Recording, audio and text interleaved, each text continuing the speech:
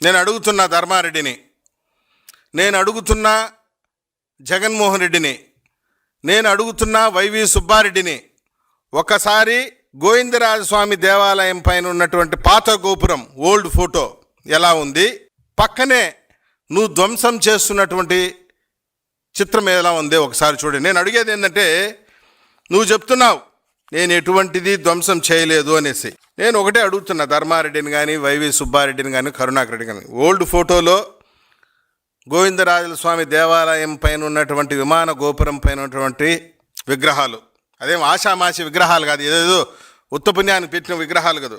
అవి దేవేంద్రుడు, యముడు, కుబేరుడు, వరుణుడు, వేణుగోపాల స్వామి, గరుడ విగ్రహం 4, గోపుర తంగి 4, నరసింహస్వామి, వరాహస్వామి, నారాయణ స్వామి, వైకుంఠ నారాయణ స్వామి, అగ్ని, నైరుతి, ఈశానుడు, వాయువు అనేటువంటి 30 విగ్రహాలు ఉన్నాయి.